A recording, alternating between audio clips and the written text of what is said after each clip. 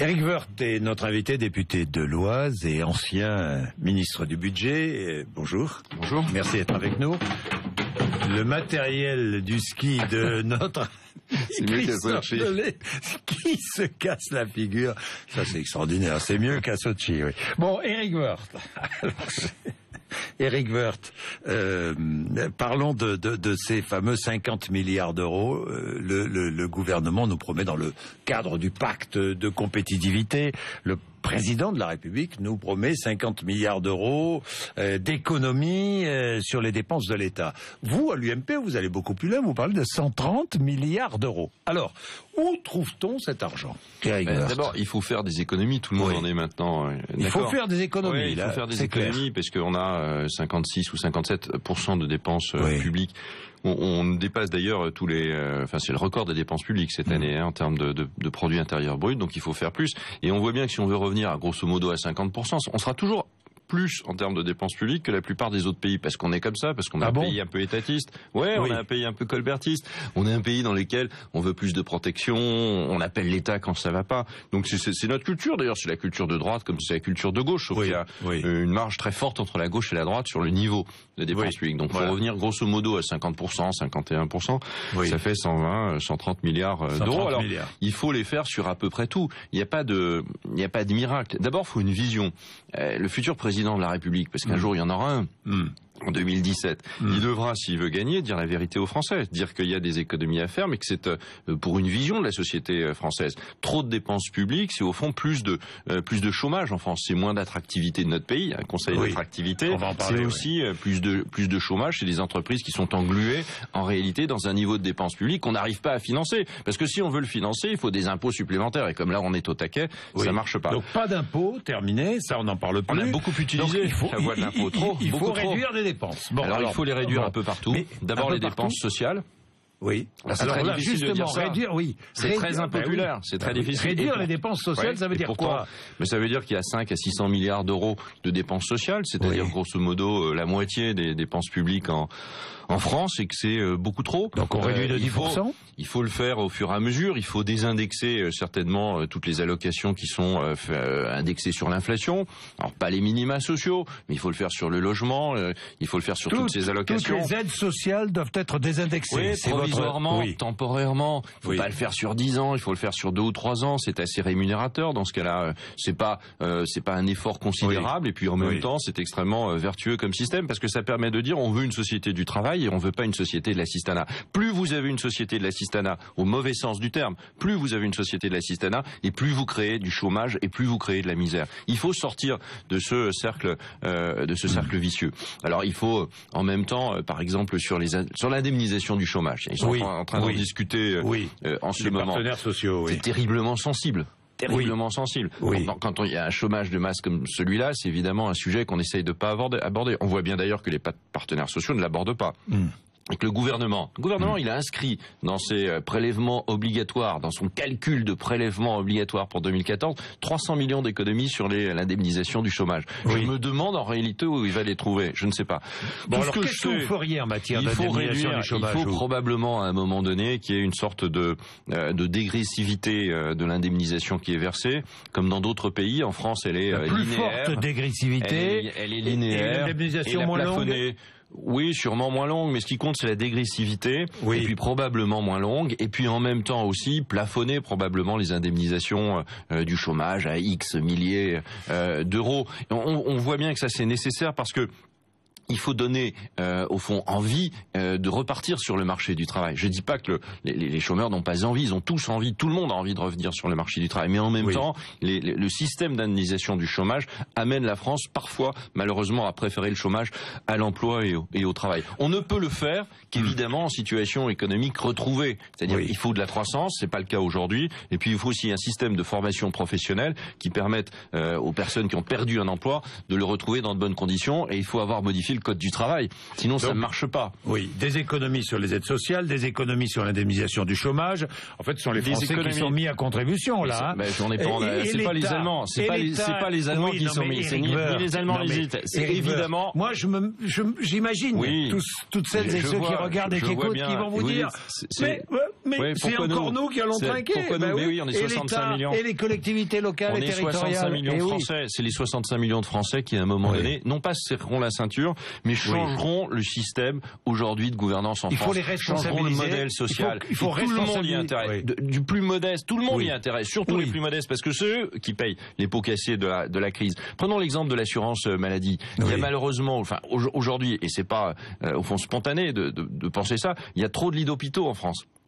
Il y a plus de lits d'hôpitaux en France que dans d'autres pays, et les lits d'hôpitaux ne sont pas occupés suffisamment, alors que les urgences sont totalement et sont trop occupées. On le voit bien. Elle est un jour dans un service d'urgence, vous le verrez bien. Il faut rétablir la continuité des soins et la permanence des soins avec la médecine de ville, et en même temps, il faut continuer à regrouper les hôpitaux. Il faut baisser le prix du médicament. C'est énormément, en réalité, c'est énormément de travail, de reconfiguration de nos politiques sociales, sécurité sociale, les retraites. Mais il faut affronter tout un tas de corporatisme, Éric Woerth. Il faut l'accepter. Il y a un moment donné... Trop de pharmacie aussi, trop de tout ça. Le prix du médicament est trop élevé, il est plus élevé qu'ailleurs. Et pourquoi il est plus élevé qu'ailleurs. Pourquoi?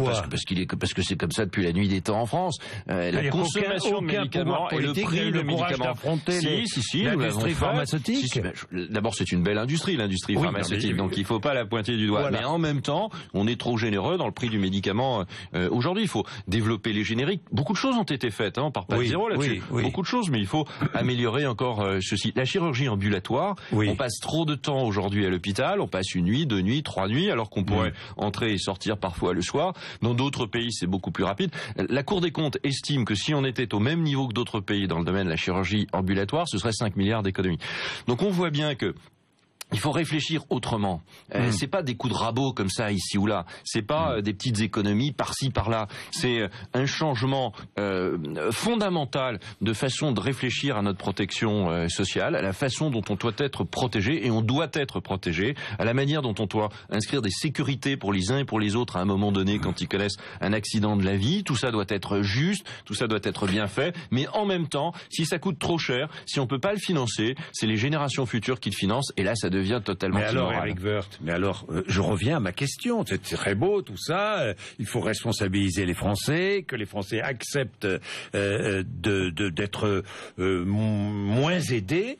Oui, Éric Woerth. Mais l'État et les collectivités locales. Alors, quels sont les efforts que l'État, dans son fonctionnement, et les collectivités locales, dans leur fonctionnement, doivent faire? Je sais pas moi, supprimer des fonctionnaires, faire travailler les fonctionnaires plus, et mieux les payer parallèlement. Peut-être supprimer un certain nombre de ministères qui servent à rien. Ce sera une bonne idée. Et puis, combien vous pensez que vous pensez que le gouvernement idéal, aujourd'hui trop de ministres? On a il y a quoi? Il y a 15 ministres. Ça suffirait? Il y en a aujourd'hui une bonne quarantaine. Oui, pas loin. Sur les bancs de l'Assemblée, même qu'on connaît pas, donc il y en a beaucoup trop. Il faut avoir très peu de ministres. Oui, c'est vrai. C'est vrai, bien sûr.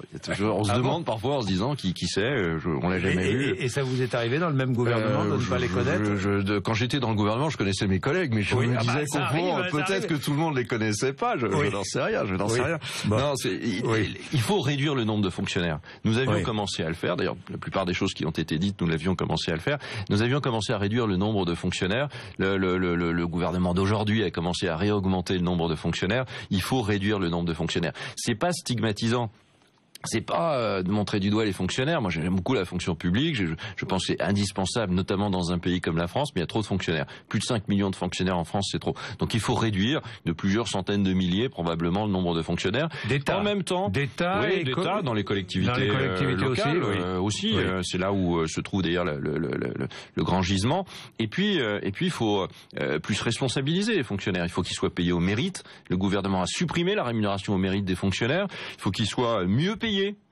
C'est pas normal qu'un instituteur ou qu'un professeur de collège gagne aussi peu. Vous lui confiez votre bien le plus cher, votre enfant, et au fond vous en faites quelqu'un qui est sous-payé. Vous ne les avez pas augmentés puisque vous avez gelé les traitements. Si, on les a augmentés. Vous avez gelé les traitements. On a augmenté les directeurs. Depuis combien de temps? On a augmenté. Non, on a augmenté les jeunes professeurs. Non, on a vraiment essayé de faire en sorte à la fois d'augmenter un certain nombre de fonctionnaires et en même temps de réduire le volume de la fonction publique. Ça fait combien de temps que le gel des traitements gouvernement était... 2010. Depuis 2010. Oui, moi, nous sommes en 2014. J'avais cassé, il fallait faire ça. J'avais cassé le rythme d'évolution du point d'indice sur l'inflation. Ça avait valu beaucoup de problèmes avec les syndicats. Et puis, mon successeur a gelé définitivement, enfin, en tout cas, le point d'indice. Je vois que la gauche, qui a beaucoup critiqué à l'époque, le fait. Même chose. Il faut geler le point d'indice. Vous faites la même chose, quoi, une depuis augmentation. Oui, mais non, enfin, c'est eux qui font la même chose que nous. C'est dans l'autre sens. Je sais pas si vous savez, on était juste avant quand même. Peut-être on sera après, mais on était juste avant.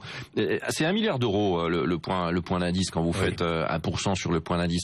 Il n'y a pas de raison d'être augmenté de façon générale. Et moi, je vais substituer, ce qui marche très bien d'ailleurs, une garantie individuelle de pouvoir d'achat, c'est-à-dire pas augmenter tout le monde, mais de faire en sorte qu'il y ait une garantie individuelle de pouvoir d'achat. Si fonctionnaire par fonctionnaire, il y avait une perte de pouvoir d'achat, ce qui était très économique par rapport à une augmentation générale.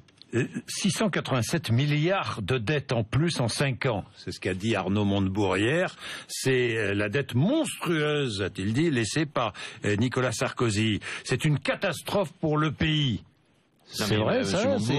Il a hiberné pendant un certain nombre d'années, notamment pendant les années de crise où il s'occupait de lui-même. Je n'en sais rien. Mais oui, la dette a augmenté en France, mais elle a moins augmenté qu'aux États-Unis, elle a moins augmenté qu'en Angleterre.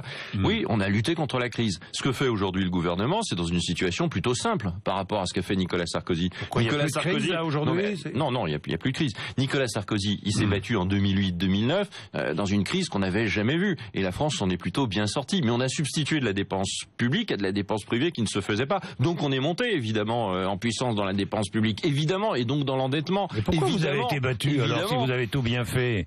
Non, je dis pas qu'on a tout bien fait, j'essaie d'expliquer. Et je ferai juste remarquer que la Cour des comptes, là, dans son récent rapport, dit que la France va dépasser les 2000 milliards de dettes à la fin 2014. A priori, ça fait 2000 milliards d'euros. Oui, d'euros, pas d'euros. Et donc, j'ai quand même le sentiment que la France continue à être endettée. Et ça fait 2 ans que M. Hollande est au gouvernement. D'ailleurs, M. Hollande, il doit la France est endettée depuis 30 ans, remarquez, Eric Woerth. Oui, bien sûr. Mais 2000 milliards d'euros, c'est un cap tout à fait symbolique. Et le gouvernement précédent, il a passé 3/5 de son temps à lutter contre la crise. Et je vais vous dire, tous les gouvernements, n'importe quel gouvernement qui serait aux commandes aujourd'hui en France ferait mieux que le gouvernement actuel. Ah bon? N'importe quel gouvernement ferait mieux. Mais évidemment, ferait mieux, évidemment. Même, je ne sais pas moi, tiens, Marine Le Pen et son gouvernement? Non, elle ferait moins bien, je pense. Elle ferait moins bien. J'ai dit tout gouvernement crédible. Tout gouvernement crédible. Marine Le Pen et un gouvernement de Marine Le Pen, ça ferait moins bien que les socialistes, Eric Woerth. Oui, elle ferait moins bien parce qu'elle voudrait sortir de l'euro. Et si on sortait de l'euro, au fond, ce serait une catastrophe absolue pour la France et pour l'Europe. Oui, bien sûr. Mais quels sont les arguments? Évidemment. Quels sont les arguments? Si la France sort de l'euro, pourquoi est-ce que ce serait la catastrophe? Parce que vous avez un endettement, on vient de le dire, tout à fait majeur, qu'on revient à ce moment-là au franc, qu'on est immédiatement on oublie la dette. Une évaluation. On pourrait oublier la dette. Si vous oubliez la dette, demandez à votre banquier si vous oubliez de lui rembourser votre endettement, s'il vous reprêtera à nouveau. Donc comment on fonctionne quand même sur un endettement à peu près permanent? Évidemment, ça peut pas fonctionner. La France serait au banc des nations et ce serait la Grèce en pire. Non, on peut toujours avoir des solutions simplistes, mais sûrement pas celle-là. Ce que je veux dire, c'est que ce que fait aujourd'hui le gouvernement de François Hollande est tout à fait n'est pas grand-chose. Depuis 2 ans, il a passé son temps à changer de politique. Contre les entreprises, maintenant pro-entreprises. Pour une augmentation massive de la fiscalité, maintenant stop, il faut arrêter la fiscalité. Donc on voit bien qu'on est dans une sorte de stop and go. De changements fuyants sur les politiques économiques et sociales, et que tout ça crée beaucoup de désarroi. Et c'est la confiance qui manque en France. Le vrai problème, c'est qu'il y a plus personne n'a confiance en plus personne, pas plus en vous que... Non, oui, c'est vrai. D'accord, je suis d'accord avec ça. Il faut qu'on récupère cette confiance. Pourquoi? Parce qu'on a trop dit, on n'a sûrement pas assez fait, parce qu'il n'y a pas de résultat. Il n'y a pas de résultat, parce qu'on veut aussi tout et son contraire. On pense que l'effort, c'est pour les autres, et jamais pour soi-même. Donc il y a de la part des gouvernements, je pense, une exigence, en réalité, de continuité, une exigence de persévérance, une exigence de courage. Au fond, une exigence gaulliste, une exigence de courage. On affronte les situations telles qu'elles sont, et puis après, on se dit que la population, peut-être, votera. Ce qu'ont fait les Allemands il y a 10 ans, alors, le chancelier Schröder n'a pas été réélu, mais de très peu, ce qu'ont fait les Allemands il y a 10 ans était très courageux. Ce qui fait qu'aujourd'hui, ils ont 1, 2, 3 longueurs d'avance sur nous. Et pourtant, les électeurs ont suivi. Ce sera l'axe de la candidature de Nicolas Sarkozy, cette posture gaulienne. J'espère que ce sera l'axe de notre candidat, que ce soit Nicolas Sarkozy, François Fillon ou Alain Juppé, par exemple. Vous avez 3 candidats. possible. C'est normal, je veux dire, c'est ma famille politique. Qui devront s'affronter dans des primaires. Oui, ce serait mieux qu'il y ait des primaires parce que ce serait plus. Et que Nicolas Sarkozy participe. Moi, je crois. Oui, je crois que s'il va être candidat, je crois que c'est bien qu'il participe à des primaires. Ce que je crois, c'est qu'on gagnera sur un absolu langage de vérité, mais pas uniquement un langage comptable, pas uniquement pour dire il faut réduire les déficits, il faut baisser le niveau d'endettement. Ça, c'est pas formidable comme engagement. Il faut dire ce que doit être la France et ce que peut être la France dans l'avenir. Et ça, c'est la qualité de celui qui portera nos couleurs à l'élection présidentielle. Le président a remis l'entreprise au cœur de nos politiques. C'est Pierre Gattaz qui dit cela, le président du MEDEF. Vous êtes d'accord avec Pierre Gattaz, alors? Le président de la République, il a tout fait. Enfin, il a acheté l'opprobre sur les entreprises. Enfin, écoutez ce que disait Montebourg ou Hérault ou Hollande il y a un an. Enfin, le chef d'entreprise, c'était l'ennemi numéro 1 de la République française. Aujourd'hui, c'est le contraire. C'est l'amour numéro 1. C'était la Saint-Valentin vendredi. On s'aperçoit que c'est la Saint-Valentin entre les entreprises et l'État. Oui. Tant mieux. Moi, je suis d'accord avec ça. Tant mieux. On créera de l'emploi. On fera la France plus riche. C'est une bonne idée. Donc le pacte de responsabilité. On aura plus de pouvoir d'achat. Le pacte de responsabilité. Enfin, c'est pas une idée. Enfin, c'est une idée égale à peu près à zéro. Si vous avez un engagement. Faut pas être le génie des Carpates pour inventer ça. Donc c'est assez simple. C'est de dire il y aura une baisse. Oui. Une baisse des charges sociales. Oui. On la demande depuis bien longtemps et d'ailleurs nous on l'avait commencé depuis de nombreuses années. Il y a une baisse des charges sociales et puis en échange de ça il y a une augmentation de l'emploi. Bon, sauf qu'il peut pas y avoir de donnant-donnant. C'est pas un cadeau aux entreprises. Les entreprises elles courent avec des boulets aux pieds par rapport à leurs concurrentes européennes ou mondiales. Donc c'est pas un cadeau, c'est juste d'essayer de les remettre dans la compétition internationale. Mais 30 milliards ça suffit pas. Ils sont pas financés. Enfin on passe à côté quand même d'un certain nombre de sujets. Les 20 milliards de CICE, ils sont pas financés. Ils sont pas financés. D'abord, c'est pas 20, c'est 20 en 2015. On est en 2014, début 2014. Donc, faut pas non plus rigoler avec ça. Faut quand même être un peu précis. Ça doit être financé par la fiscalité écologique. Elle n'existe pas. Donc, je ne sais pas par quoi ce sera financé. Et les 10 de plus, la réalité des choses fait que si c'est des diminutions de charges, c'est pas tout à fait 10, ce sera probablement 6, et qu'on ne sait pas non plus comment ce sera définitivement financé. Et c'est pas assez 30 milliards. Malheureusement pas assez. Pas assez. Il faut aller plus loin dans la baisse du coût du travail, parce que la baisse du coût du travail, c'est plus de travail pour ceux qui ont moins de qualifications. Et puis il faut aussi aller vers moins de fiscalité.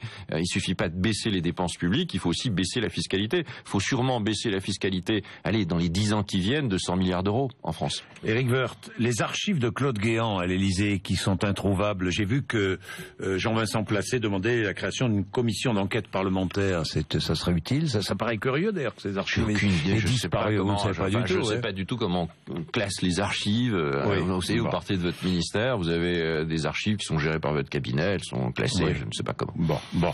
Et la justice, vous avez vu ce sondage aussi, 75% des Français qui pensent qu'elle fonctionne mal. Vous avez été confronté à la justice, est-ce que vous pensez qu'elle fonctionne mal, sincèrement? J'aurais beaucoup de choses à dire, mais j'ai pas envie de les dire.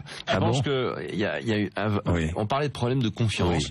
Il y a une confiance, un manque de confiance dans la République, au fond, dans la démocratie, dans ceux qui l'incarnent, parce qu'on peut pas dire qu'on croit à la démocratie comme ça, suspendue au ciel. On croit à la démocratie incarnée par des gens. Donc ça, c'est très inquiétant. Et puis l'un des deuxièmes piliers de la démocratie, au-delà de la République, des institutions, des gouvernements, des parlementaires, c'est évidemment la justice, parce qu'on peut attendre de la justice qu'elle vous juge avec équité, qu'un juge d'instruction pèse le pour et le contre, un juge à charge et à décharge C'est pas complètement fou à un moment donné de penser que la justice, elle peut vous rendre justice. Elle Elle a été injuste avec vous? Non, je commenterai pas les choses en ce qui me concerne. En ce qui concerne, parce que vous avez été confronté, vous avez été obligé d'affronter. J'étais confronté à tout. J'étais confronté à tout, aux rumeurs, aux multitudes, aux mètres cubes de presse. J'étais confronté à tout et je reste tout à fait serein et Mais je le ferai un jour. Je le ferai un jour. Vous allez dire. Je le ferai à ma manière. Je le ferai sans agressivité parce que je pense que il y a beaucoup de progrès à faire. D'abord, il y a une dignité humaine et on doit tenter de la respecter partout. On ne peut pas parler d'humanisme sans arrêt, d'être humain. Non, bien sûr que non. Et on peut pas être humaniste et en même temps passer son temps à taper sur les hommes, quoi. Merci Éric Woerth d'être venu nous voir ce matin. Merci 8h55 RMC BFM TV.